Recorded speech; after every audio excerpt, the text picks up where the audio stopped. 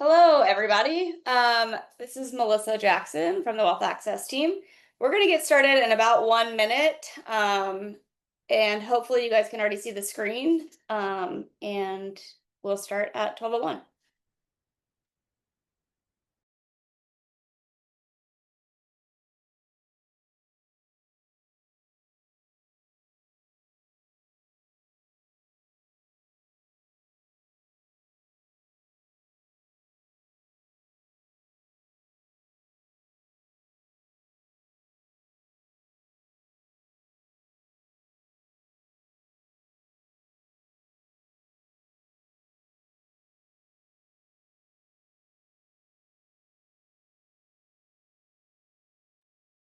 All right, welcome everyone to our quarterly technology and product update.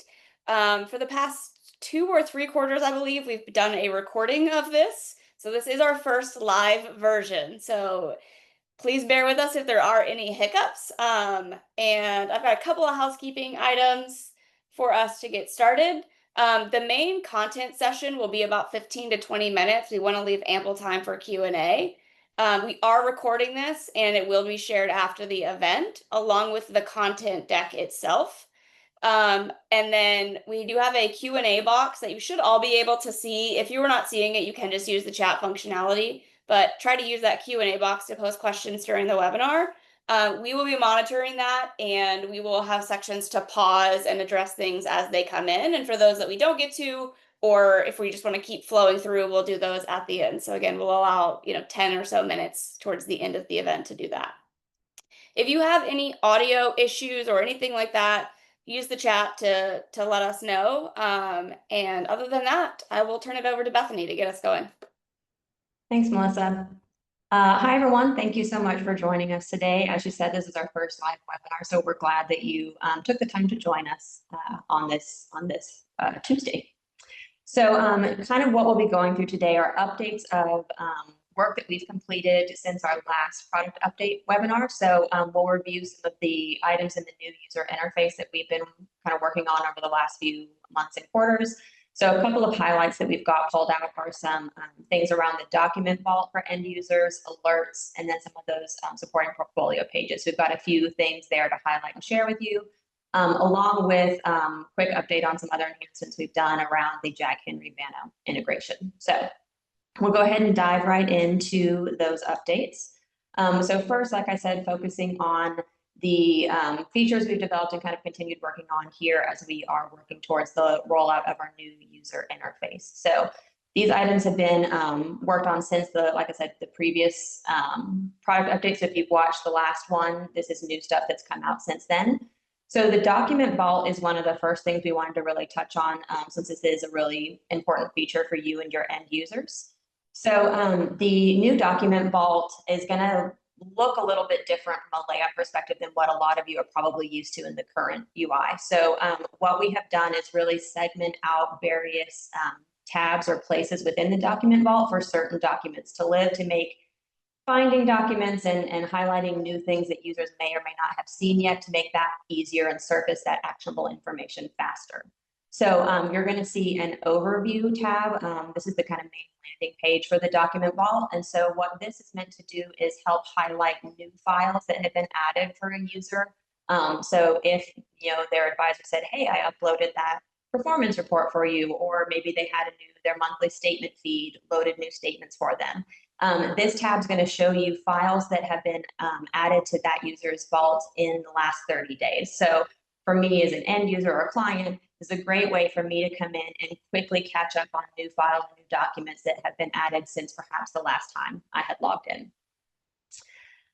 We also then have dedicated tabs for other types of documents. So the statements and tax document tabs are designed to house your feed-driven documents. So if you have file feeds to bring in account statements, tax docs from your various sources, those automated feeds, that's where those files will land in the new UI for users. So again, trying to make it easier for the client or end user to quickly find what they're looking for. So if I come in and I'm looking for, last month's statement from my trust account, I know I can go straight to my statements tab to find that.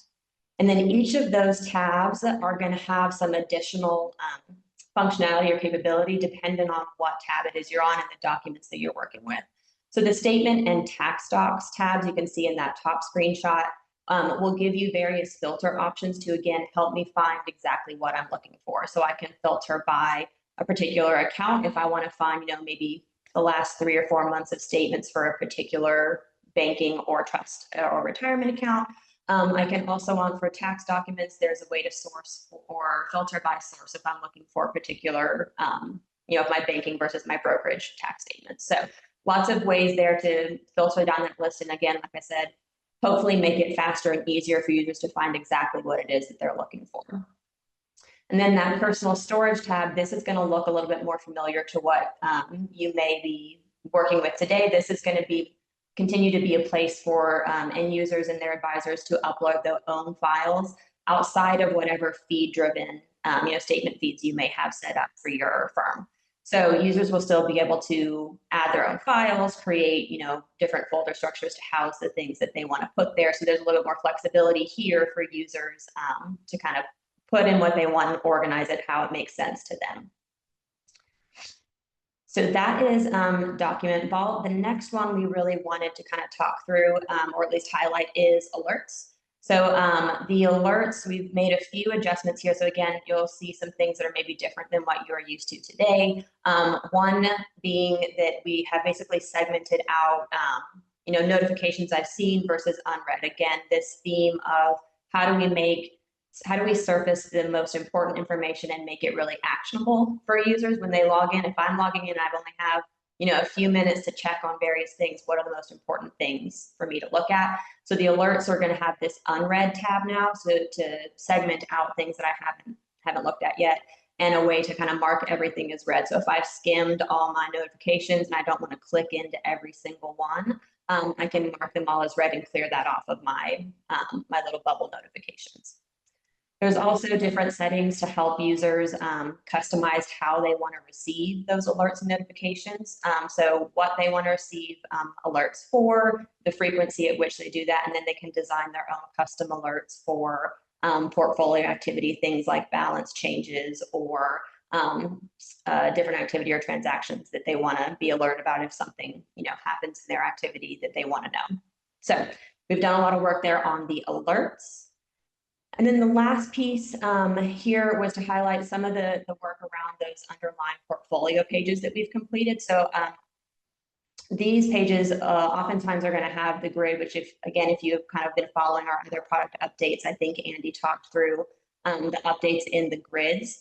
But other things that we've been doing as we've been building out these pages is really trying to simplify users' interactions. So this account screenshot that I've got here is to highlight that we've moved some functionality around. So for accounts here, we're bringing that ability to add accounts and manage my linked accounts to the forefront in the UI. So I'm not having to dig through another page to find that information or update those things. It's all brought here to the front in my main accounts page. And then we've also been updating a lot of our charting and graphing interface. So you're still going to see various pie charts and bar charts when you're looking at your account breakdown or your asset allocation, those sorts of things. But the design of those and the interaction for those sorts of graphs have been updated as part of this new UI work as well. So you'll see an example there of the kind of more modern, clean styling of what those graph interfaces will look like. And the interaction is a lot more responsive and performant as well. So that drill down functionality to dig into the details about a particular category or something like that is a lot faster and more streamlined for users as well. So that kind of then rolls into updates around the new UI rollout in general. So we're taking kind of a strategic phased approach here. Our phase 1 is really focused on the core end user experience. So how your clients, your investors or prospects are interacting with the platform. Phase 2 is really focused on your internal users. So your advisors, relationship managers, any other employees of your firm that are actively supporting those client relationships. That work is in phase 2. And then phase 3 is the admin admin users. So the folks on your team who are, managing the configuration and overall kind of setup and oversight of your platform. And so the way that is then rolling out here is, you can see here, we're wrapping up that phase 1 development here, coming up here in June, in preparation for that July rollout to you in the new UI UAT type of environment. So your wealth access point of contacts, whoever you work with traditionally here, will be communicating to you about these rollouts.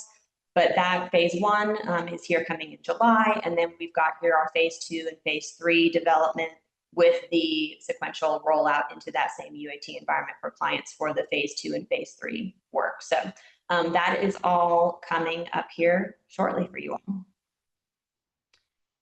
And then outside of new UI work specifically, we've all been doing some other work and enhancements to the side. One of the ones we wanted to highlight today is the enhancement to our Jack Henry Banno integration. So the Banno digital interface allows users to select either a light mode or a dark mode, and that is at the user's discretion of what they want their experience to be. And so we have enhanced our integration there to align with those choices in the Banno digital experience. So if the user selects dark mode for their Banno experience, our widget will adhere to that as well. So it will continue to look seamless within that environment and not be working on different configuration settings. So the Jack Henry Banno integration does now support dark mode, again, to make that experience feel as seamless and cohesive as it can. I may have rushed through that faster than intended, so we've got a few extra minutes for questions, but I think Melissa and Jack, I don't know if you've got questions that you want to start with or if people have submitted any.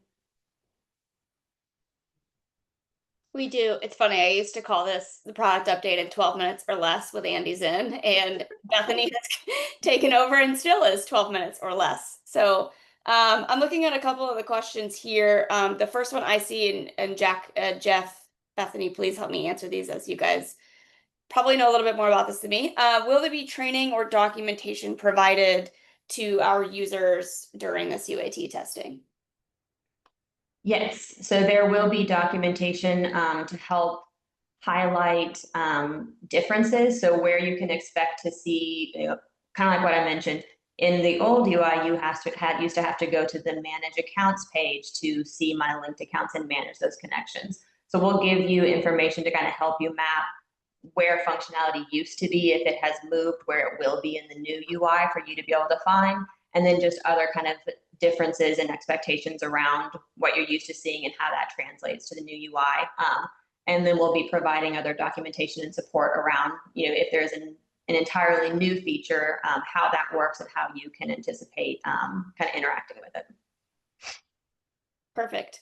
And that's great from a marketing perspective, because I will take that, and when we are ready to actually roll this out to your real investors, your clients, we will want to provide them with material as well. So what you're going to be provided during this UAT will carry over into what we use for our marketing material. So even sort of reviewing that content is a really important part of this, to make sure that the way that we're positioning it and messaging it, not only as you guys are experiencing it, but that it makes sense within that advisor world as well, or investor world as well. And it looks like we have another question from the chat. Is the advisor, the phase 2, going to include any updates to the Salesforce widgets?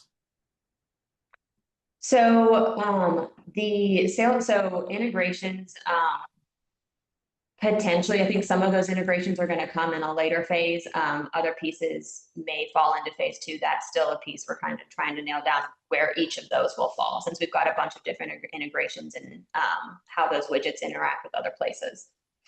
But if it's not in phase 2, it will be communicated where in phase 3 that would fall.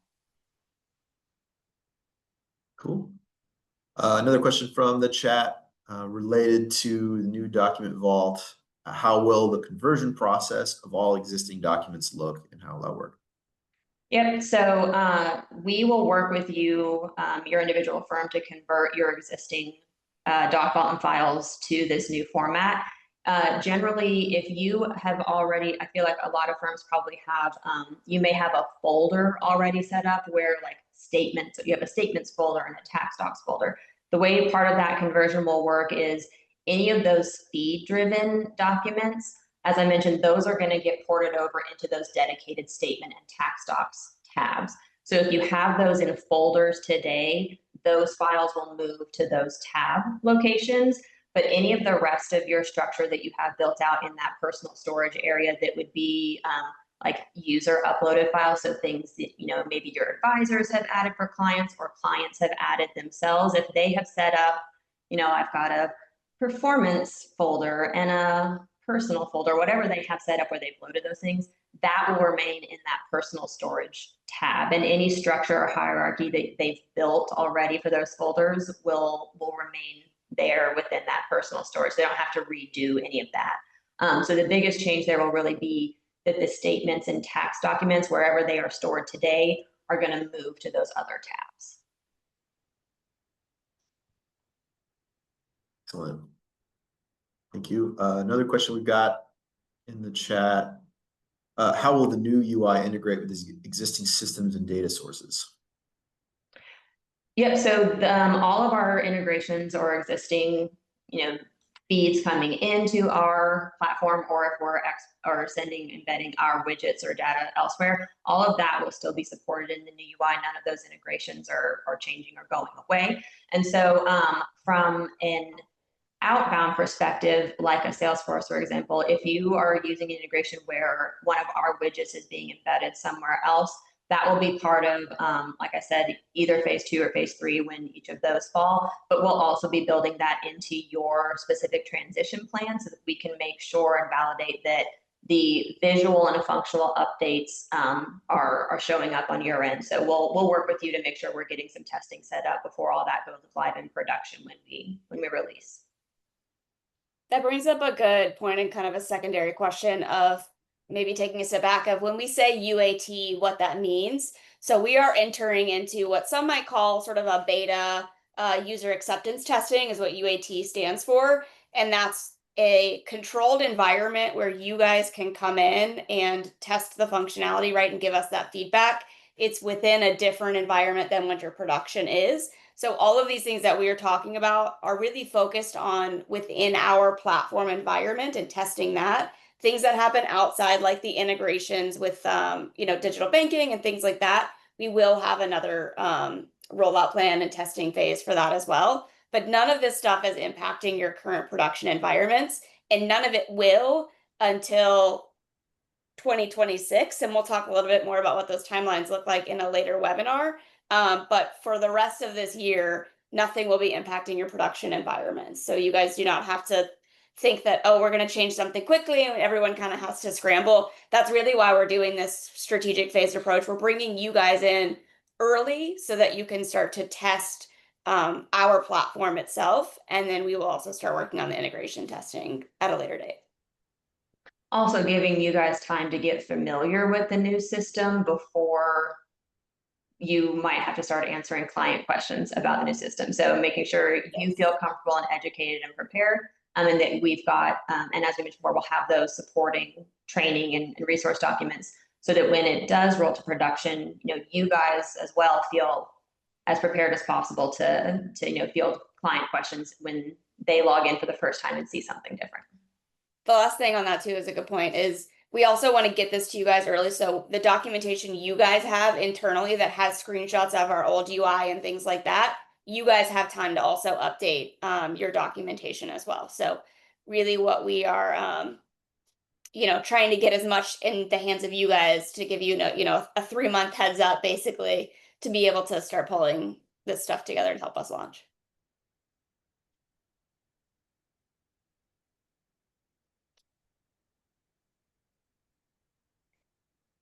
All right. Looking at other questions. There's a question on sort of what dates should we have on the calendar. I know we kind of showed, Bethany, if you'll go back to just that kind of overview of the scope here. So because we are doing this phased not only in sort of the experiences, we're also grouping our clients. So we have buckets of clients that we're sort of rolling out at a time. This really helps from a control perspective, and sort of ensuring that everyone has a smooth experience. Because if we, are trying to UAT 50 clients at one time, it might get a little chaotic on our side and we won't be able to support you guys like we want to. So in July, we will be starting with our first group. Jack has been communicating with the groups of clients, or will be communicating if you have not heard from him. So just know that in that range of July, Jack would be letting you guys know. If it's a date that is not going to work for your team, we want to again make sure that your team is going to be ready and able to support this UAT testing. UAT. So definitely have that conversation with Jack or whoever your point of contact is. They will be reaching out to you, so you don't need to reach out to them. But that will be happening if that has not already started happening. In terms of the other dates, so for that phase 2, you'll see we have that development and rollout slated between the month of August and September. We will share dates as we get closer to those. And same thing with the Q4. Right now, you see that's a big broad bucket of Q4. We will share, like I said, dates. Our goal is to try to be within like a 30 days, 14 days to be able to give that to you.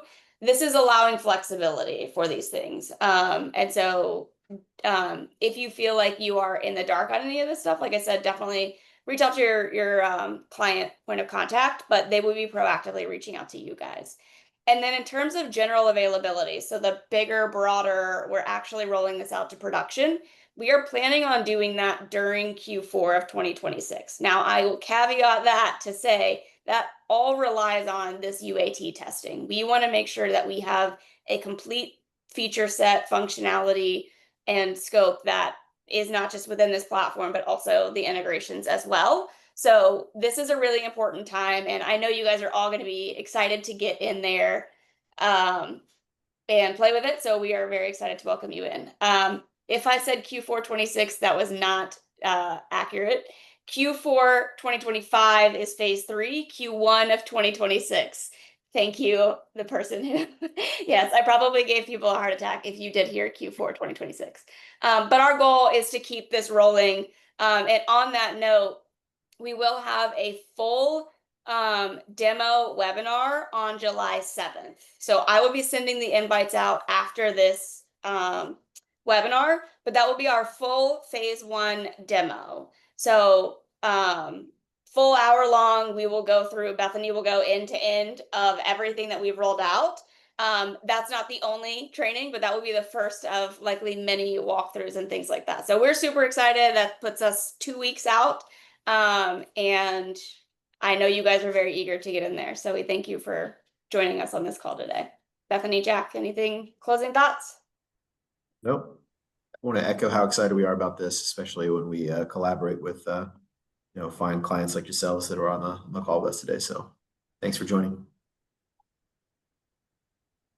All right. Thanks, everyone. And I will send this recording out. It usually takes about an hour or 2 to process. So I will share that out along with content. And I will also include these questions and any of the ones we did not get answered. But if you have anything follow up, Jack and Bethany are around. Thanks, everyone.